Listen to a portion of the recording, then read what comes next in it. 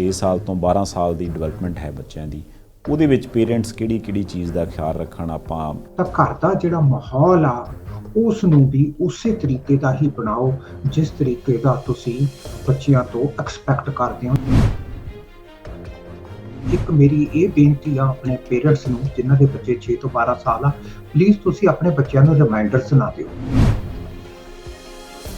ਉਹ ਪੇਰੈਂਟਸ ਪਹਿਲਾਂ ਉਹ ਸਾਰਾ ਕੁਝ ਕਰ ਰਹੇ ਨੇ, ਜੇ ਹੁਣ ਉਹ ਚੇਂਜ ਕਰਨਗੇ ਤੇ ਕੀ ਉਹ ਚੇਂਜ ਹੋ ਜਾਏਗੀ? ਕਿ ਇੱਕ ਇਨਸਾਨ ਆਪਣੀ ਆਦਤ ਕਿੰਨੇ ਟਾਈਮ 'ਚ ਚੇਂਜ ਕਰਦਾ, ਉਹ ਹੈਗੀ ਆ ਤਕਰੀਬਨ 30 ਦਿਨਾਂ ਦੀ।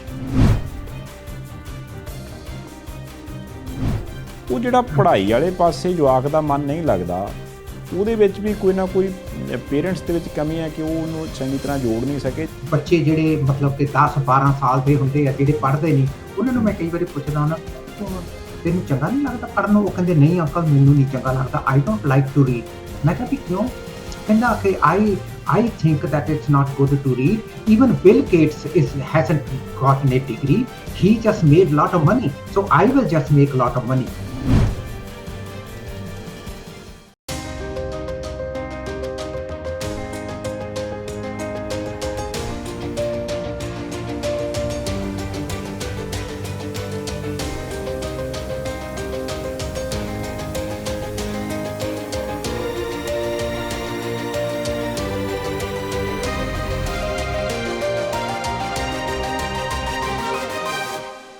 ਪ੍ਰਾਈਮ ਏਸ਼ੀਆ ਟੀਵੀ ਦੇ ਇਸ ਖਾਸ ਪ੍ਰੋਗਰਾਮ ਦੇ ਵਿੱਚ ਇੱਕ ਵਾਰ ਫਿਰ ਤੋਂ ਤੁਹਾਡਾ ਸਾਰਿਆਂ ਦਾ ਬਹੁਤ-ਬਹੁਤ ਸਵਾਗਤ ਜੀ। ਇਸ ਖਾਸ ਸੀਰੀਜ਼ ਦੇ ਵਿੱਚ ਪੇਰੈਂਟਿੰਗ ਦੇ ਨਾਲ ਰਿਲੇਟਡ ਜਿਹੜੇ ਟਿਪਸ ਨੇ ਅਸੀਂ ਉਹਨਾਂ ਦੇ ਉੱਪਰ ਗੱਲਬਾਤ ਕਰਦੇ ਹਾਂ।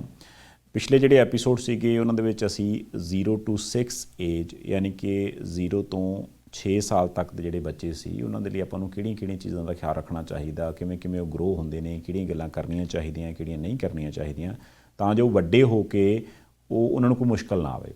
ਅੱਜ ਆਪਾਂ ਗੱਲ ਕਰਾਂਗੇ 6 ਸਾਲ ਤੋਂ ਲੈ ਕੇ 12 ਸਾਲ ਤੱਕ ਦੇ ਬੱਚਿਆਂ ਦੇ ਵਿੱਚ ਕਿਹੜੀਆਂ ਡਿਵੈਲਪਮੈਂਟਸ ਹੁੰਦੀਆਂ ਨੇ, ਆਪਾਂ ਨੂੰ ਉਹਨਾਂ ਦਾ ਕਿਵੇਂ ਖਿਆਲ ਰੱਖਣਾ ਚਾਹੀਦਾ ਤੇ ਕਿਹੜੀਆਂ ਚੀਜ਼ਾਂ ਨਹੀਂ ਕਰਨੀਆਂ ਚਾਹੀਦੀਆਂ। ਇਹ ਸਾਰੀ ਗੱਲਬਾਤ ਕਰਨ ਦੇ ਲਈ ਆਪਣੇ ਨਾਲ ਨੇ ਬਲਦੇਵ ਸਿੰਘ ਮੋਟਾ ਹੋਰੀ, ਜਿਹੜੇ ਕਿ CEO ਨੇ PCHS ਤੇ ਆਪਾਂ ਨੂੰ ਦਾ ਸਵਾਗਤ ਕਰਦੇ ਹਾਂ। ਮੋਟਾ ਸਾਹਿਬ, ਬਹੁਤ ਸਵਾਗਤ ਜੀ ਤੁਹਾਡਾ। Thank you Gurpreet ji. ਤੇ ਜਿੰਨੇ ਵੀ ਆਪਣੇ ਪ੍ਰਾਈਮ ਏਸ਼ੀਆ ਟੈਲੀਵਿਜ਼ਨ ਦੇਖ ਰਹੇ ਆ, ਉਹਨਾਂ ਨੂੰ ਮੇਰੀ ਦੋਨੋਂ ਹੱਥ ਜੋੜ ਕੇ ਸਤਿ ਸ੍ਰੀ ਅਕਾਲ। ਸਤਿ ਸ਼੍ਰੀ ਅਕਾਲ ਮੋਟਾ ਸਾਹਿਬ। ਤੇ ਜਿਹੜੀ ਇਨਫੋਰਮੇਸ਼ਨ ਆਪਾਂ ਪਿਛਲੇ ਐਪੀਸੋਡਸ ਦੇ ਵਿੱਚ ਦਿੱਤੀ ਸੀ ਪੇਰੈਂਟਿੰਗ ਨਾਲ ਰਿਲੇਟਡ, ਉਹਨੂੰ ਬਹੁਤ ਪਸੰਦ ਕੀਤਾ ਗਿਆ, ਐਪਰੀਸ਼ੀਏਟ ਕੀਤਾ ਗਿਆ, ਤੇ ਆਪਾਂ ਆਸ ਕਰਦੇ ਹਾਂ ਕਿ ਵੀ ਇਸ ਪ੍ਰੋਗਰਾਮ ਦੇ ਵਿੱਚ ਵੀ ਜਿਹੜਾ 6 ਸਾਲ ਤੋਂ 12 ਸਾਲ ਦੀ ਡਿਵੈਲਪਮੈਂਟ ਹੈ ਬੱਚਿਆਂ ਦੀ, ਉਹਦੇ ਵਿੱਚ ਪੇਰੈਂਟਸ ਕਿਹੜੀ ਚੀਜ਼ ਦਾ ਖਿਆਲ ਰੱਖਣ ਆਪਾਂ ਵਧੀਆ ਢੰਗ ਨਾਲ ਸਮਝਾ ਸਕਾਂਗੇ। ਸ਼ੁਰੂਆਤ ਤੁਸੀਂ ਕਰਨੀ ਆ, ਤੁਸੀਂ ਦੱਸੋ ਕਿ ਕਿਹੜੇ ਪਾਸੋਂ ਸ਼ੁਰੂ ਕਰਨਾ ਤੇ ਕਿਹੜੀ ਚੀਜ਼ ਮਾਪਿਆਂ ਨੂੰ ਖਿਆਲ 'ਚ ਰੱਖਣੀ ਚਾਹੀਦੀ ਹੈ। ਜੀ ਗੁਰਪ੍ਰੀਤ ਜੀ, ਜਿਹੜੀ ਸਾਰਿਆਂ ਨਾਲੋਂ ਅਹਿਮ ਗੱਲ ਆ ਉਹ ਇਹ ਹੈਗੀ ਕਿ ਬੱਚੇ ਦਾ ਇੱਕ ਕਿਸਮ ਦਾ ਜਿਹੜਾ ਦਿਮਾਗ ਹੁੰਦਾ ਉਹ ਟੋਟਲੀ ਇੱਕ ਨਵੀਂ ਸਲੇਟ ਹੁੰਦੀ ਆ, ਤੇ ਜਿਹੜਾ ਕੁਝ ਬੱਚਾ ਦੇਖਦਾ ਔਰ ਆਪਣੇ ਆਲੇ ਦੁਆਲੇ 'ਚ ਜਿਹੜਾ ਕੁਝ ਉਹ ਅਬਜ਼ਰਵ ਕਰਦਾ, ਉਹਦੇ ਹਿਸਾਬ ਨਾਲ ਉਹਦੇ ਦਿਮਾਗ ਦੇ ਵਿੱਚ ਸਰਟਨ ਚੀਜ਼ਾਂ ਪ੍ਰਿੰਟ ਹੋਣੀਆਂ ਸ਼ੁਰੂ ਹੋ ਜਾਂਦੀਆਂ। ਸੋ ਇੱਕ ਤਾਂ ਜਿਹੜੀ ਜਿੰਨੇ ਵੀ ਮਾਹਰ ਆ, ਖਾਸ ਕਰਕੇ ਬੱਚਿਆਂ ਦੀ ਪਰਵਰਿਸ਼ ਦੇ ਮਾਹਰ ਆ, ਉਹ ਇਹ ਕਹਿੰਦੇ ਆ ਵੀ ਜੇ ਤੁਸੀਂ ਆਪਣੇ ਬੱਚੇ ਨੂੰ ਕੁਝ ਚੰਗੇ ਗੁਣ ਸਿਖਾਣੇ ਆ, ਚੰਗੀਆਂ ਕਦਰਾਂ ਕੀਮਤਾਂ ਸਿਖਾਣੀਆਂ, ਤਾਂ ਘਰ ਦਾ ਜਿਹੜਾ ਮਾਹੌਲ ਆ ਉਸ ਨੂੰ ਵੀ ਉਸੇ ਤਰੀਕੇ ਦਾ ਹੀ ਬਣਾਓ ਜਿਸ ਤਰੀਕੇ ਦਾ ਤੁਸੀਂ ਬੱਚਿਆਂ ਤੋਂ ਐਕਸਪੈਕਟ ਕਰਦੇ ਹੋ, ਜਾਂ ਬੱਚਿਆਂ ਚਾਹੁੰਦੇ ਹੋ ਵੀ ਬੱਚਾ ਇਸ ਤਰੀਕੇ ਦਾ ਹੋਵੇ। ਜੇ ਤੁਸੀਂ ਚਾਹੁੰਦੇ ਹੋ ਕਿ ਬੱਚਾ ਮਿਹਨਤੀ ਹੋਵੇ, ਤਾਂ ਮੇਰਾ ਖਿਆਲ 'ਚ ਘਰ 'ਚ ਕੁਝ ਇਸ ਤਰੀਕੇ ਦਾ ਵਾਤਾਵਰਣ ਹੋਣਾ ਚਾਹੀਦਾ ਕਿ ਉਹਦੇ 'ਚ ਝਲਕ ਆਵੇ ਬੱਚੇ ਨੂੰ ਕਿ ਮਿਹਨਤ ਹੋ ਰਹੀ ਆ। ਜਾਂ ਅਗਰ ਆਪਾਂ ਚਾਹੁੰਦੇ ਹਾਂ ਕਿ ਬੱਚਾ ਜ਼ਿੰਮੇਵਾਰ ਹੋਵੇ, ਤਾਂ ਫਿਰ ਆਪਾਂ ਨੂੰ ਕੁਝ ਇਸ ਤਰੀਕੇ ਦੀਆਂ ਐਕਟੀਵਿਟੀਜ਼ ਕਰਨੀਆਂ ਚਾਹੀਦੀਆਂ ਕਿ ਬੱਚੇ ਨੂੰ ਇਹ ਪਤਾ ਲੱਗੇ ਵੀ ਹਾਂ ਇਹ ਜ਼ਿੰਮੇਵਾਰੀ ਦਾ ਕੰਮ ਆ, ਤੇ ਉਹਨੂੰ ਇਹ ਵੀ ਪਤਾ ਲੱਗਣਾ ਚਾਹੀਦਾ ਵੀ ਜੇ ਮੈਂ ਜ਼ਿੰਮੇਵਾਰੀ ਨਾ ਕਰਾਂ ਤਾਂ ਫਿਰ ਉਹਦੇ ਕਨਸੀਕੁਐਂਸਿਸ ਕੀ ਹੁੰਦੇ ਆ। ਸੋ ਬਹੁਤੀ ਹੱਦ ਤੱਕ ਜਿਹੜੀ ਆਪਣੀ ਕਮਿਊਨਿਟੀ ਆ, ਆਪਣੀ ਕਮਿਊਨਿਟੀ ਨੂੰ ਆਪਾਂ ਜੇ ਜਿਹੜੀ ਰਿਸਰਚ ਦੇ ਮਾਹਰਾਂ ਦੇ ਅਨੁਸਾਰ ਆਪਾਂ ਕਰੀਏ, ਤਾਂ ਆਪਾਂ ਇੱਕ ਪੈਸਿਵ ਕਮਿਊਨਿਟੀ ਆ। ਪੈਸਿਵ ਕਮਿਊਨਿਟੀ ਤੋਂ ਮੇਰਾ ਭਾਵ ਆ ਕਿ ਅਸੀਂ ਪੀੜ੍ਹੀ ਦਰ ਪੀੜ੍ਹੀ ਜੋ ਕੁਝ ਸਿੱਖਿਆ ਅਸੀਂ ਉਸ ਚੀਜ਼ ਨੂੰ ਇੰਪਲੀਮੈਂਟ ਕਰਦੇ ਹਾਂ, ਔਰ ਪਿਛਲੇ 10,000 ਸਾਲਾਂ ਤੋਂ ਪੀੜ੍ਹੀ ਦਰ ਪੀੜ੍ਹੀ ਜੋ ਕੁਝ ਸਾਨੂੰ ਸਿਖਾਇਆ ਗਿਆ ਅਸੀਂ ਹੌਲੀ ਕਰਕੇ ਆਪਣੇ ਬੱਚਿਆਂ 'ਚ ਟਰਾਂਸਮਿਟ ਕਰਦੇ ਹਾਂ। ਲੇਕਿਨ ਅੱਜ ਦਾ ਜਿਹੜਾ ਦੌਰ ਆ, ਇਹਦੇ ਵਿੱਚ ਪੀੜ੍ਹੀ ਦਰ ਪੀੜ੍ਹੀ ਜਿਹੜਾ ਨੌਲੇਜ ਆ ਉਹ ਕਾਫੀ ਨੀਗਾ, ਤੇ ਪਿਛਲੇ ਜਿਹੜੇ ਆਪਣਾ ਸੈਸ਼ਨ ਸੀ ਉਹਦੇ ਵਿੱਚ ਆਪਾਂ ਬੜੇ ਵਿਸਥਾਰ ਨਾਲ ਗੱਲ ਕੀਤੀ ਸੀ ਕਿ 2 ਸਾਲ ਦਾ ਬੱਚੇ ਨੂੰ ਵੀ ਜੇ ਤੁਸੀਂ ਫੋਨ ਦਵੋਗੇ ਤਾਂ ਉਹ ਸਕਰੀਨ ਤੇ ਹੱਥ ਮਾਰਨ ਲੱਗ ਜਾਂਦਾ ਵੀ ਇਹਨੂੰ ਮੈਂ ਕੁਝ ਕਰੂੰਗਾ ਤਾਂ ਕੁਝ ਇਹ ਜਗੂਗਾ। ਸੋ ਉਸ ਸੈਂਸ ਦੇ ਵਿੱਚ ਮੇਰਾ ਖਿਆਲ 'ਚ ਜਿਹੜੀ ਟੈਕਨੋਲੋਜੀ ਦਾ ਵਾਧਾ ਹੋਇਆ ਉਸ ਤੋਂ ਜਿਹੜੇ ਮਾਪੇ ਆ ਉਹ ਪਿੱਛੇ ਰਹਿ ਗਏ ਤੇ ਬੱਚੇ ਅੱਗੇ ਨਿਕਲ ਗਏ। ਤਾਂ ਇਹ ਜਿਹੜਾ ਘਾਟ ਆ ਇਸ ਨੂੰ ਆਪਾਂ 6 ਤੋਂ 12 ਸਾਲ ਦੇ ਵਿੱਚ ਵੀ ਆਪਾਂ ਥੋੜੀ ਜਿਹੀ ਡਿਸਕਸ਼ਨ ਕਰੀਏ ਕਿ ਕੀ ਮਾਪਿਆਂ ਨੂੰ ਉਨੀ ਟੈਕਨੋਲੋਜੀ ਆਉਂਦੀ ਆ ਜਿੰਨਾ ਇੱਕ 6 ਤੋਂ ਲੈ ਕੇ ਤੇ 12 ਸਾਲ ਦੇ ਬੱਚੇ ਨੂੰ ਆਉਂਦੀ ਆ, ਤੇ ਜੇ ਨਹੀਂ ਆਉਂਦੀ ਤਾਂ ਉਹਦਾ ਕੀ ਬੱਚਾ ਕੀ ਫਾਇਦਾ ਉਠਾ ਸਕਦਾ। ਉਹ ਮੇਰਾ ਖਿਆਲ 'ਚ ਉੱਥੋਂ ਆਪਾਂ ਥੋੜਾ ਜਿਹਾ ਆਪਾਂ ਸ਼ੁਰੂ ਕਰ ਲੈਂਦੇ ਹਾਂ। ਨਹੀਂ, ਇਹ ਬਿਲਕੁਲ ਠੀਕ ਹੈ ਮੋਟਾ ਸਾਹਿਬ। ਇਹ ਇੱਕ ਚੀਜ਼ ਮੇਰਾ ਖਿਆਲ ਇਹ 'ਚ ਮੈਂ ਜੇ ਡਿਵੈਲਪਮੈਂਟ ਦੀ ਗੱਲ ਕਰਾਂ ਤੇ 6 ਸਾਲ ਤੋਂ ਲੈ ਕੇ 12 ਸਾਲ ਦੀ ਏਜ ਦੇ ਵਿੱਚ ਤੇ ਸਕੂਲਿੰਗ ਵਾਲਾ ਟਾਈਮ ਹੀ ਆ ਜਾਂਦਾ ਨਾ, ਜਦੋਂ ਉਹਨੇ ਆਪਣੇ ਹਾਣਦਿਆਂ ਨੂੰ ਸਕੂਲ ਜਾ ਕੇ ਮਿਲਣਾ, ਉੱਥੋਂ ਟੀਚਰ ਨੇ ਵੀ ਸਿਖਾਉਣਾ, ਨਾਲ ਦੇ ਜਵਾਕਾਂ ਕੋਲੋਂ ਵੀ ਸਿੱਖਣਾ, ਨਾਲ ਦੀ ਨਾਲ ਡਿਵੈਲਪਮੈਂਟ ਵੀ ਹੋਣ ਲੱਗ ਪੈਣੀ ਆ। ਤੇ ਅੱਜ ਜਿੱਦਾਂ ਪਿਛਲੇ ਦਿਨੀ ਆਪਾਂ ਜ਼ਿਕਰ ਕਰੀਏ ਕਰੋਨੇ ਦਾ ਕਰਕੇ ਹੁਣ ਤਾਂ ਕਲਾਸਾਂ ਵੀ ਆਨਲਾਈਨ ਹੋ ਗਈਆਂ, ਟੈਕਨੋਲੋਜੀ ਦੇ ਸਗੋਂ ਬਾਹਲਾ ਨੇੜੇ ਕਰਤੇ ਜੀ ਜਵਾਕ। ਬਿਲਕੁਲ। ਸੋ 2 ਚੀਜ਼ਾਂ ਬਹੁਤ ਮਹੱਤਵਪੂਰਨ ਆ ਇਸ ਉਮਰ 'ਚ 6 ਤੋਂ ਲੈ ਕੇ 12 ਸਾਲ ਦੀ। ਇੱਕ ਹੈਗੀ ਕਿ ਕੀ ਬੱਚਾ ਕੁਰਸੀ ਤੇ ਬੈਠ ਸਕਦਾ ਬਿਨਾਂ ਹਿੱਲੇ ਜੁਲੇ, ਔਰ ਇਹ ਕਿਸੇ ਵੀ ਆਪਣੀ ਪੰਜਾਬੀ ਫੈਮਿਲੀ 'ਚ ਤੁਸੀਂ ਜਾ ਕੇ ਤੁਸੀਂ ਉਹਨਾਂ ਨੂੰ ਕਹੋ ਬੱਚੇ ਨੂੰ, ਜੇ ਕੋਈ 6 ਸਾਲ ਤੋਂ ਲੈ ਕੇ ਤੇ 12 ਸਾਲ ਦੇ ਵਿੱਚ ਆ ਵੀ ਬੇਟੇ ਇੱਥੇ ਤੂੰ ਮੇਰੇ ਕੋਲੇ ਬਹਿ ਜਾ, ਤੇ ਤੁਸੀਂ ਉਸ ਬੱਚੇ ਨੂੰ ਅਬਜ਼ਰਵ ਕਰਿਓ ਕਿ ਉਹ ਕਿੰਨੀ ਛੇਤੀ ਅਨਕੰਫਰਟੇਬਲ ਹੋ ਜਾਂਦਾ ਉੱਥੇ ਬੈਠਣਾ। ਉਹ ਫਿਰ ਇਰਦ ਗਿਰਦ ਦੇਖਦਾ, ਹਿੱਲਦਾ, ਕਦੇ ਲੱਤਾਂ ਹਿਲਾਦਾ, ਕਦੇ ਬਾਂਹ ਹਿਲਾਦਾ, ਕਦੇ ਉੱਠਣ ਦੀ ਕੋਸ਼ਿਸ਼ ਕਰਦਾ ਤੇ ਫਿਰ ਹੌਲੀ ਦਿਨੇ ਉੱਠ ਕੇ ਉਹ ਚਲੇ ਜਾਂਦਾ। ਤੇ ਮੈਨੂੰ ਨਹੀਂ ਲੱਗਦਾ ਕਿ ਅਗਰ ਉਹ ਬੱਚੇ ਨੂੰ ਬਿਠਾਣਾ ਨਾ ਸਿਖਾਇਆ ਹੋਵੇ ਤਾਂ ਉਹ 3 ਮਿੰਟ ਵੀ ਬਹਿ ਸਕੂਗਾ। ਸੋ ਇੱਥੇ ਬੜੀ ਵੱਡੀ ਪ੍ਰੋਬਲਮ ਆ, ਆਪਾਂ ਇਹਦੇ ਤੇ ਕੰਮ ਨਹੀਂ ਕਰਦੇ ਕਿਉਂਕਿ ਆਪਣੇ ਘਰਾਂ ਦਾ ਮਾਹੌਲ ਥੋੜਾ ਜਿਹਾ ਬੜਾ ਖੁੱਲਾ ਡੁੱਲਾ ਮਾਹੌਲ ਹੁੰਦਾ। ਬੱਚਾ ਜਿਵੇਂ ਮਤਲਬ ਕਿ ਕਦੇ ਉਹ ਲਿਵਿੰਗ ਰੂਮ 'ਚ ਬਹਿ ਗਿਆ, ਕਦੇ ਉੱਠ ਕੇ ਬੈਡਰੂਮ 'ਚ ਚਲੇ ਗਿਆ, ਕਦੇ ਬੇਸਮੈਂਟ 'ਚ ਚਲੇ ਗਿਆ, ਕਦੇ ਉੱਤੇ ਚਲੇ ਗਿਆ, ਆਪਣੇ ਤੁਰਦਾ ਫਿਰਦਾ ਰਹਿੰਦਾ ਬੱਚਾ। ਲੇਕਿਨ ਸਕੂਲ ਦੇ ਵਿੱਚ ਉਹਨੇ ਪੜ੍ਹਨਾ ਜਾਣਾ, ਸਕੂਲ 'ਚ ਉਹਨੂੰ ਕਹਿ ਦੇਣਾ ਵੀ ਉੱਥੇ ਬਹਿ ਜਾ, ਹਿੱਲਣਾ ਨਹੀਂ ਹੁੰਦਾ। ਹੁਣ ਇੱਕ 6 ਸਾਲ ਦਾ ਬੱਚਾ ਜਿਹੜਾ ਘਰ 'ਚ ਬਿਲਕੁਲ ਫ੍ਰੀ ਘੁੰਮਿਆ ਫਿਰਦਾ ਤੇ ਉੱਥੇ ਸਕੂਲ 'ਚ ਜਾ ਕੇ ਉਹਨੂੰ ਬਿਠਾ ਦੇਣਾ ਤੇ ਉਹਦੇ ਤੋਂ ਬੈਠ ਨਹੀਂ ਹੁੰਦਾ, ਫਿਰ ਕੋਈ ਨਾ ਕੋਈ ਟਰਬਲ ਕਰਦਾ, ਫਿਰ ਉਹਨੂੰ ਚੱਕ ਕੇ ਉਹ ਕੁਰਸੀ ਤੇ ਬਿਠਾ ਦਿੰਦੇ ਆ, ਫਿਰ ਉਹ ਹੋਰ ਜ਼ਿਆਦਾ ਅਪਸੈਟ ਹੁੰਦਾ। ਇੱਕ ਤਾਂ ਇਹ ਬਹੁਤ ਵੱਡੀ ਮੈਂ ਪ੍ਰੋਬਲਮ ਦੇਖੀ ਆਪਣੀ ਕਮਿਊਨਿਟੀ 'ਚ ਕਿ ਜਿਹੜਾ 6 ਸਾਲ ਦਾ ਬੱਚਾ ਉਸ ਤੋਂ ਬੈਠ ਨਹੀਂ ਹੁੰਦਾ ਸਕੂਲ 'ਚ, ਇਹ ਪਹਿਲੀ ਵੱਡੀ ਪ੍ਰੋਬਲਮ ਦਾ ਆਪਣੇ ਮਾਪਿਆਂ ਨੂੰ ਸਾਹਮਣਾ ਕਰਨਾ ਪੈਂਦਾ। ਜੀ ਮੋਟਾ ਸਾਹਿਬ, ਇਹ ਵਾਕਿਆ ਹੀ ਬੜੀ ਇੰਪੋਰਟੈਂਟ ਗੱਲ ਹੈ ਕਿਉਂਕਿ ਮੇਰਾ ਖਿਆਲ ਜਦ ਤੱਕ ਜਵਾਕ ਬਹੂਗਾ ਨਹੀਂ ਉਨੀ ਦੇਰ ਤੱਕ ਉਹ ਪੜ੍ਹੂਗਾ ਕੀ। ਤੇ ਮੇਰੇ ਖਿਆਲ ਨਾਲ ਜੇਕਰ ਉਹਨੂੰ ਇਹ ਸਿਟਿੰਗ ਦੀ ਆਦਤ ਪੈ ਜੇ ਤੇ ਫਿਰ ਤਾਂ ਉਹ ਤਾਂ ਉਮਰ ਉਹਦੇ ਨਾਲ ਰਹਿਣੀ ਆ। ਤੇ ਜਿਹੜਾ ਬਾਅਦ 'ਚ ਜਾ ਕੇ ਪੁਆੜੇ ਪੈਂਦੇ ਆ ਵੀ ਤੂੰ ਬਹਿੰਦਾ ਨਹੀਂ ਵੇ, ਤੂੰ ਹੋਮਵਰਕ ਨਹੀਂ ਕਰਦਾ ਵੇ, ਤੂੰ ਪੜ੍ਹਦਾ ਨਹੀਂ ਵੇ, ਇਹਦਾ ਮਤਲਬ ਵੀ ਉਹ ਜੜ ਤਾਂ ਸ਼ੁਰੂ ਇੱਥੋਂ ਹੋਈ ਕਿ ਉਹਨੂੰ ਵਿਚਾਰੇ ਨੂੰ ਆਦਤ ਹੀ ਨਹੀਂ ਪਾਈ ਬਹਿਣ ਦੀ, ਪੜ੍ਹੂ ਕਿੱਥੋਂ। ਬਿਲਕੁਲ। ਤੇ ਇਹਦੇ ਨਾਲ ਜਿਹੜੀ ਇੱਕ ਹੋਰ ਗੁਰਪ੍ਰੀਤ ਜੀ ਜਿਹੜੀ ਵੱਡੀ ਪ੍ਰੋਬਲਮ ਆਉਂਦੀ ਆ ਉਹ ਇਹ ਹੈਗੀ ਕਿ ਆਪਾਂ ਘਰ ਦੇ ਵਿੱਚ ਬਹੁਤ ਸਾਰੇ ਰਿਮਾਈਂਡਰਸ ਦਿੰਦੇ ਆ ਬੱਚੇ ਨੂੰ, ਆਪਾਂ ਕਹਿ ਕੇ ਕੰਮ ਕਰਾਉਂਦੇ ਆ ਤੇ ਉਹ ਬੱਚੇ ਨੂੰ ਆਦਤ ਪਈ ਹੁੰਦੀ ਆ ਕਹਿ ਕੇ ਕੰਮ ਕਰਾਉਣ ਦੀ। ਲੇਕਿਨ ਜਦੋਂ ਉਹ ਸਕੂਲ 'ਚ ਜਾਂਦਾ ਤਾਂ ਟੀਚਰ ਨੇ ਤਾਂ ਉਹਨੂੰ ਇੱਕ ਵਾਰੀ ਕਹਿਣਾ, ਉਸ ਤੋਂ ਬਾਅਦ ਉਹਨੇ ਕਹਿਣਾ ਨਹੀਂ। ਤੇ ਆਪਣੇ ਬੱਚੇ ਨੂੰ ਉਹ ਆਦਤ ਹੁੰਦੀ ਆ ਵੀ ਸ਼ਾਇਦ 1-2 ਵਾਰੀ ਫੇਰ ਕਹਿਣਗੇ ਤੇ ਫੇਰ ਮੈਂ ਕਰ ਲੂੰਗਾ, ਤੇ ਜਾਂ ਉਹ ਚੇਤਾ ਭੁੱਲ ਜਾਂਦਾ ਜਾਂ ਉਹ ਕੁਛ ਕਰਦਾ ਤੇ ਉਦੋਂ ਵੀ ਉਹਨੂੰ ਪ੍ਰੋਬਲਮਸ ਆਉਂਦੀਆਂ। ਤੇ ਇੱਕ ਮੇਰੀ ਇਹ ਬੇਨਤੀ ਆ ਆਪਣੇ ਪੇਰੈਂਟਸ ਨੂੰ ਜਿਨ੍ਹਾਂ ਦੇ ਬੱਚੇ 6 ਤੋਂ 12 ਸਾਲ ਆ, ਪਲੀਜ਼ ਤੁਸੀਂ ਆਪਣੇ ਬੱਚਿਆਂ ਨੂੰ ਰਿਮਾਈਂਡਰਸ ਨਾ ਦਿਓ। ਤੁਸੀਂ ਇਹ ਨਾ ਕਹੋ ਵੀ ਪੁੱਤ ਉੱਠ ਖੜ, ਹੁਣ ਤੂੰ ਬ੍ਰਸ਼ ਕਰ ਲਾ, ਹੁਣ ਤੂੰ ਥੱਲੇ ਚਲੇ ਜਾ, ਹੁਣ ਤੂੰ ਰੋਟੀ ਖਾ ਲਾ, ਹੁਣ ਤੂੰ ਦੇਖ ਆਪਣਾ ਬਸਤਾ ਲੈ ਲਾ, ਜਾਂ ਹੁਣ ਤੂੰ ਜਾ ਕੇ ਉੱਤੇ ਆਪਣੇ ਲਿਵਿੰਗ ਰੂਮ 'ਚ ਕਰਕੇ ਤੂੰ ਆਹ ਕਰ ਲਾ। ਇਸ ਤਰ੍ਹਾਂ ਦੀਆਂ ਰਿਮਾਈਂਡਰਸ ਨਾ ਦਿਓ, ਤੁਸੀਂ ਉਹਨੂੰ ਇੱਕ ਵਾਰੀ ਦੱਸ ਦਿਓ ਕਿ ਆਹ ਤੇਰਾ ਦਿਨ ਦੇ ਵਿੱਚ ਆਹ ਤੇਰੀ ਐਕਟੀਵਿਟੀਜ਼ ਆ ਤੇ ਇਹਦੇ ਤੂੰ ਕਰਨੀਆਂ ਸ਼ੁਰੂ ਕਰ ਦੇ। ਸੋ ਇੱਕ ਤਾਂ ਜਿਹੜੇ ਰਿਮਾਈਂਡਰਸ ਆ ਉਹਨੂੰ ਮੇਰਾ ਖਿਆਲ 'ਚ ਆਪਣਾ ਬਹੁਤ ਜ਼ਿਆਦਾ ਵਰਤੋਂ ਕਰਦੇ ਆ, ਉਹਦੇ ਨਾਲ ਬੱਚੇ ਦੀ ਜ਼ਿੰਮੇਵਾਰੀ ਘਟ ਜਾਂਦੀ ਆ। ਬੱਚਾ ਇੱਕ ਕਿਸਮ ਦਾ ਜਾਣੀ ਐਕਸਪੈਕਟ ਕਰਦਾ ਕਿ ਮੇਰੇ ਮਾਂ-ਪਿਓ ਮੈਨੂੰ ਯਾਦ ਕਰਾਉਣਗੇ ਤਾਂ ਮੈਂ ਕੁਛ ਕਰੂੰਗਾ, ਨਹੀਂ ਤਾਂ ਮੈਂ ਜੋ ਕਰੀ ਜਾਂਦਾ ਮੈਂ ਕਰੀ ਜਾਂਦਾ। ਉਹਦੇ ਨਾਲ ਨੁਕਸਾਨ ਬਹੁਤ ਹੁੰਦਾ ਜਦੋਂ ਆਪਾਂ ਸਕੂਲ ਦੇ ਵਿੱਚ ਜਾਂਦੇ ਆ, ਕਿਉਂਕਿ ਉੱਥੇ ਕੋਈ ਵੀ ਤੁਹਾਨੂੰ ਯਾਦ ਕਰਾਉਣ ਵਾਲਾ ਨਹੀਂ ਬੈਠਾ। ਕਿਸੇ ਟੀਚਰ ਨੇ ਤੁਹਾਨੂੰ ਇਹ ਨਹੀਂ ਕਹਿਣਾ ਵੀ ਤੁਸੀਂ ਕੀ ਕਰਨਾ, ਸਗੋਂ ਅਗਰ ਤੁਹਾਨੂੰ ਉਹਨੂੰ ਬਾਰ-ਬਾਰ ਕਹਿਣਾ ਪੈਂਦਾ ਤਾਂ ਇਹਦਾ ਮਤਲਬ ਕੋਈ ਪ੍ਰੋਬਲਮ ਆ ਤੁਹਾਨੂੰ, ਜਾਂ ਤੁਹਾਨੂੰ ਸੁਣਦਾ ਨਹੀਂ ਸਹੀ, ਜਾਂ ਤੁਸੀਂ ਜਾਣ ਕੇ ਹੋ, ਜਾਂ ਤੁਸੀਂ ਫਿਰ ਉਹ ਕੋਈ ਨਾ ਕੋਈ ਲੇਬਲ ਲੱਗ ਜਾਂਦਾ। ਸੋ ਮੇਰੀ ਇਹ ਰਿਕਮੈਂਡੇਸ਼ਨ ਆ ਵੀ 2 ਚੀਜ਼ਾਂ ਤੁਸੀਂ 6 ਤੋਂ 12 ਸਾਲ 'ਚ ਜ਼ਰੂਰ ਕਰੋ। ਇੱਕ ਬੱਚੇ ਨੂੰ ਬੈਠਣਾ ਸਿਖਾਓ ਤੇ ਇੱਕ ਬੱਚੇ ਨੂੰ ਕਨਸੈਂਟਰੇਟ ਕਰਨਾ ਸਿਖਾਓ ਤਾਂ ਕਿ ਉਹ ਆਪਣਾ ਕਿਸੇ ਨਾ ਕਿਸੇ ਤਰੀਕੇ ਨਾਲ ਉਹ ਸੁਣੇ। ਤੁਸੀਂ ਰਿਮਾਈਂਡਰਸ ਬਿਲਕੁਲ ਨਾ ਦਿਓ ਤਾਂ ਕਿ ਉਹਦੀਆਂ ਲਿਸਨਿੰਗ ਸਕਿੱਲਸ ਸ਼ਾਰਪ ਹੋ ਜਾਣ। ਇਹ 2 ਚੀਜ਼ਾਂ ਕਰ ਲਾਂਗੇ ਤੁਸੀਂ ਦੇਖੋਗੇ ਕਿ ਆਪਣੇ ਬੱਚੇ ਐਨ ਐਕਸੈਲ ਕਰਨਗੇ ਕੈਨੇਡੀਅਨ ਬੱਚਿਆਂ ਵਾਂਗੂ। ਅੱਛਾ, ਇੱਕ ਚੀਜ਼ ਦੱਸਿਓ ਮੋਟਾ ਸਾਹਿਬ, ਇਹ ਪਿਛਲੇ ਪ੍ਰੋਗਰਾਮ ਦੇ ਵਿੱਚ ਵੀ ਆਪਾਂ ਨੂੰ ਬਹੁਤ ਸਾਰੇ ਸਵਾਲ ਆਏ ਸੀ ਕਿ ਜਿਹੜੇ ਬੱਚੇ ਹੁਣ ਉਸ ਏਜ ਦੇ ਵਿੱਚ ਨੇ ਤੇ ਸਮਾਂ ਘਟ ਗਿਆ ਜਾਂ ਪਹਿਲਾਂ 2-3 ਸਾਲ ਨਿਕਲ ਗਏ, ਸੇਮ ਵੇ ਦੇ ਇੱਥੇ 6 ਤੋਂ 12 ਦੀ ਗੱਲ ਕਰੀਏ ਵੀ ਮੰਨ ਲਓ ਜਵਾਕ ਹੁਣ 8-9 ਸਾਲ ਦੀ ਏਜ ਦੇ ਵਿੱਚ ਪਹੁੰਚ ਗਿਆ, ਹੁਣ ਉਹ ਪੇਰੈਂਟਸ ਪਹਿਲਾਂ ਉਹ ਸਾਰਾ ਕੁਝ ਕਰ ਰਹੇ ਨੇ, ਜੇ ਹੁਣ ਉਹ ਚੇਂਜ ਕਰਨਗੇ ਤੇ ਕੀ ਉਹ ਚੇਂਜ ਹੋ ਜਾਏਗੀ ਜਾਂ ਜੇ ਜਵਾਕ ਨੂੰ ਆਦਤ ਪੈ ਗਈ ਜੀ ਬਸ? ਨਹੀਂ ਜੀ, ਗੁਰਪ੍ਰੀਤ ਜੀ, ਚੇਂਜ ਹੋ ਜਾਂਦਾ, ਬੱਚਾ ਚੇਂਜ ਹੋ ਜਾਂਦਾ, ਬੱਚਾ ਸਗੋਂ ਬਹੁਤ ਵਧੀਆ ਚੇਂਜ ਹੋ ਜਾਂਦਾ। ਉਹਦੇ 'ਚ ਆਪਾਂ ਨੂੰ ਕੁਝ ਚੀਜ਼ਾਂ ਕਰਨੀਆਂ ਪੈਂਦੀਆਂ। ਇੱਕ ਤਾਂ ਜਿਹੜਾ ਹਿਊਮਨ ਬੀਇੰਗ ਆ, ਜਿਹੜੇ ਮਤਲਬ ਕਿ ਸਾਈਕੋਲੋਜਿਸਟ ਆ, ਉਹਨਾਂ ਨੇ ਇੱਕ ਟਾਈਮ ਪੀਰੀਅਡ ਕੱਢਿਆ ਹੋਇਆ ਕਿ ਇੱਕ ਇਨਸਾਨ ਆਪਣੀ ਆਦਤ ਕਿੰਨੇ ਟਾਈਮ 'ਚ ਚੇਂਜ ਕਰਦਾ। ਉਹ ਹੈਗੀ ਆ ਤਕਰੀਬਨ 30 ਕੁ ਦਿਨਾਂ ਦੀ। ਅਪਰੋਕਸੀਮੇਟਲੀ 30 ਦਿਨ ਜਾਣੀ ਤੁਹਾਨੂੰ ਲੱਗਦੇ ਆ ਆਪਣੀ ਆਦਤ ਚੇਂਜ ਕਰਨ ਨੂੰ। ਤੇ ਪਹਿਲੇ ਜਿਹੜੇ 7 ਦਿਨ ਹੁੰਦੇ ਆ ਉਹ ਸਾਰਿਆਂ ਨਾਲੋਂ ਔਖੇ ਹੁੰਦੇ ਆ। ਸੋ ਉਹਦੇ ਨਾਲ ਹੁੰਦਾ ਕਿ ਆਪਾਂ ਨੂੰ ਅਗਰ ਕਿਸੇ ਦੀ ਹੈਬਿਟ ਚੇਂਜ ਕਰਨੀ ਆ, ਮਾੜੀ ਹੈਬਿਟ ਪਈ ਆ, ਹੁਣ ਆਪਾਂ ਨੇ ਚੰਗੀ ਬਣਾਉਣੀ ਆ, ਜਾਂ ਉਹ ਹੈਬਿਟ ਚੰਗੀ ਨਹੀਂ, ਉਹਨੂੰ ਤਬਦੀਲ ਕਰਨਾ, ਤਾਂ ਪਹਿਲੇ 7 ਦਿਨ ਤੁਹਾਨੂੰ ਬਹੁਤ ਜ਼ਿਆਦਾ ਮਿਹਨਤ ਕਰਨੀ ਪੈਂਦੀ ਆ। ਉਸ ਤੋਂ ਬਾਅਦ ਜਿਹੜੇ ਫਿਰ ਬਾਕੀ ਦੇ ਦਿਨ ਆ, ਉਹਨਾਂ ਦੇ ਉੱਤੇ ਆਪਾਂ ਨੂੰ ਉਹਨੂੰ ਹੱਲਾਸ਼ੇਰੀ ਦੇ ਕੇ, ਐਨਕਰੇਜ ਕਰਕੇ, ਰਿਵਾਰਡ ਕਰਕੇ, ਬੱਚੇ ਨੂੰ ਰਿਵਾਰਡ ਬੜਾ ਸਿੰਪਲ ਜਿਹਾ ਹੁੰਦਾ, ਉਹਨੂੰ ਜਾਂ ਟੌਏ ਲੈ ਦਿਓ ਜਾਂ ਉਹਨੂੰ ਮੈਕਡੋਨਲਡ ਲੈ ਜਾਓ।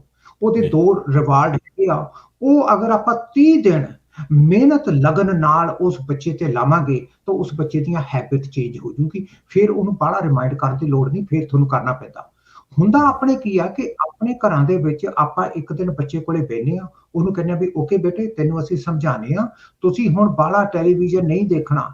ਕਿੰਨਾ ਟੈਲੀਵਿਜ਼ਨ ਦੇਖਣਾ? ਉਹ ਕਹਿੰਦਾ ਜੀ 1 ਘੰਟਾ। ਓਕੇ, ਹੁਣ ਤੇਰਾ ਟੈਲੀਵਿਜ਼ਨ ਦਾ ਟਾਈਮ ਹੈਗਾ 4 ਤੋਂ 5, ਸੋ ਆਪੇ ਤੂੰ 5 ਵਜੇ ਬੰਦ ਕਰਨਾ। ਉਹ ਕਹਿੰਦਾ ਜੀ ਠੀਕ ਆ ਜੀ।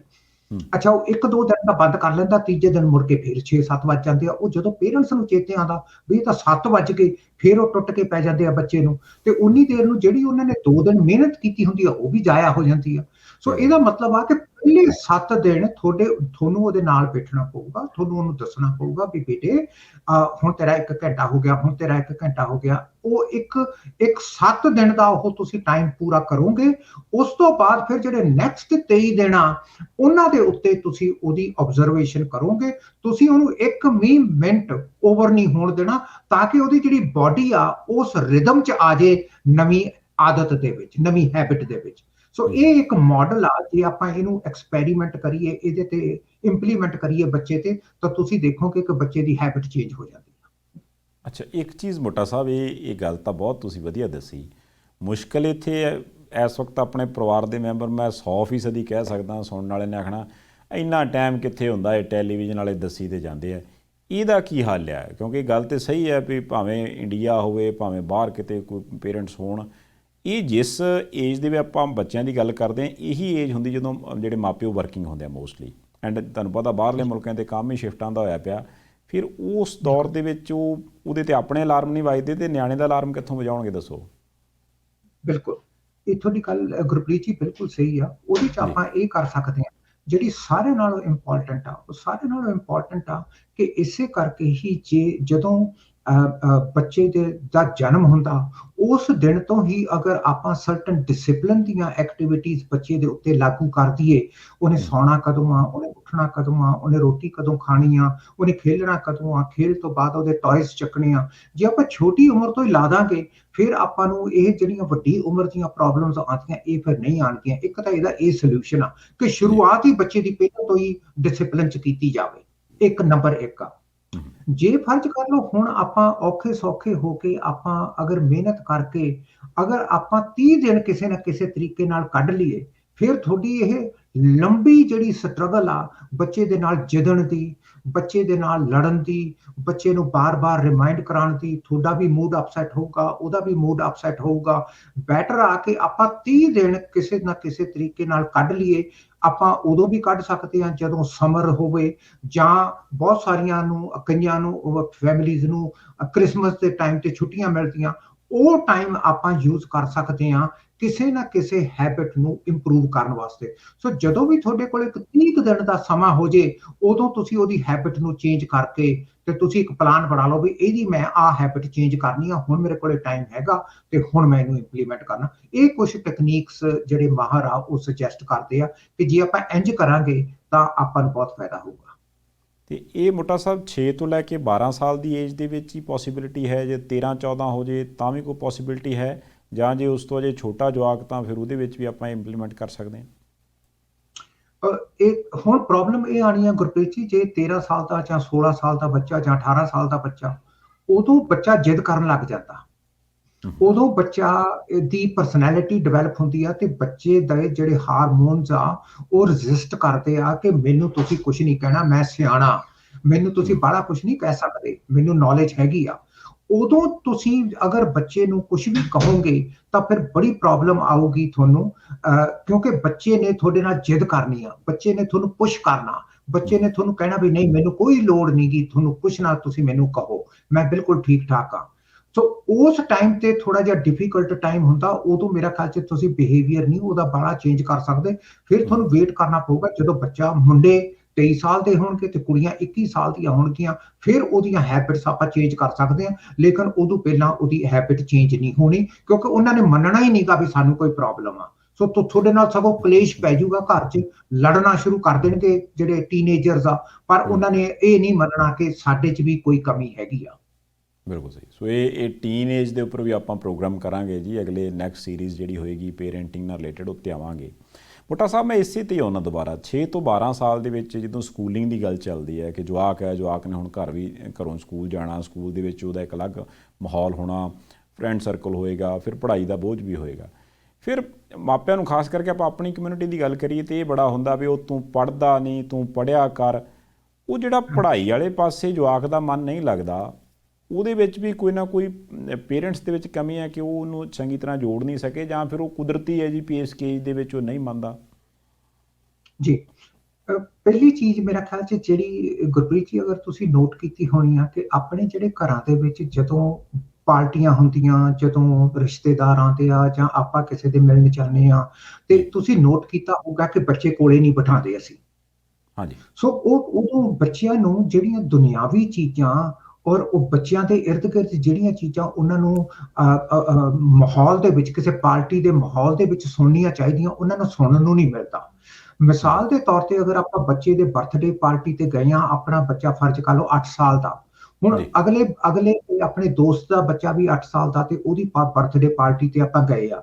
ਜਿਹੜੇ ਉਹ ਸਾਰੇ ਬੱਚੇ 8-8, 9-9, 10-10 ਸਾਲ ਦੇ ਹੋਣਗੇ, ਉਹਨਾਂ ਨੂੰ ਆਪਾਂ ਇਕੱਠੇ ਕਰਕੇ ਤੇ ਮਾਂ-ਪਿਓ ਇਕੱਠੇ ਬੈਠ ਕੇ ਉਹਨਾਂ ਬੱਚਿਆਂ ਦੇ ਨਾਲ ਆਪਣੇ ਕੋਲੇ ਕੋਈ ਐਸੀ ਐਕਟੀਵਿਟੀ ਨਹੀਂ ਆਪਾਂ ਕਰਦੇ ਜਿਹਦੇ ਨਾਲ ਕਿ ਬੱਚੇ ਦੇ ਦਿਮਾਗ ਦੇ ਵਿਕਾਸ 'ਚ ਵਾਧਾ ਹੋਵੇ, ਉਹ ਨਹੀਂ ਆਪਾਂ ਕਰਦੇ।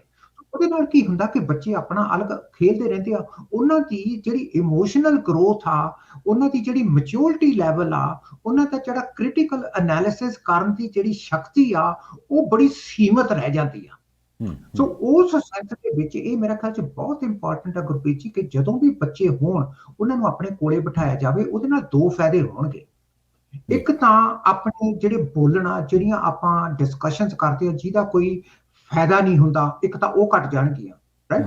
ਦੂਸਰੀ, ਆਪਾਂ ਬੱਚਿਆਂ ਦੇ ਇਰਦ-ਗਿਰਦ ਜਦੋਂ ਗੱਲ ਕਰਾਂਗੇ ਤਾਂ ਉਹਨਾਂ ਨੂੰ ਇਹ ਲੱਗੂਗਾ ਯਾਰ ਸਾਡੀ ਗੱਲ ਹੁੰਦੀ ਆ, ਦੇਖ ਸਾਰੇ ਜਣੇ ਬੈਠੇ ਆ, ਇਹਦਾ ਮਤਲਬ ਮੈਂ ਇੰਪੋਰਟੈਂਟ ਆ, ਮੇਰੇ ਬਿਹਾਫ ਤੇ ਗੱਲ ਹੋ ਰਹੀ ਆ, ਮੇਰੇ ਬਾਰੇ ਗੱਲ ਹੋ ਰਹੀ ਆ, ਮੈਨੂੰ ਪਾਰਟਿਸਿਪੇਟ ਕਰਨ ਦਾ ਮੌਕਾ ਮਿਲ ਰਿਹਾ ਤੇ ਮੈਂ ਦੱਸ ਰਿਹਾ ਵੀ ਮੈਨੂੰ ਕਿੰਨਾ ਕੁ ਨੌਲੇਜ ਆ।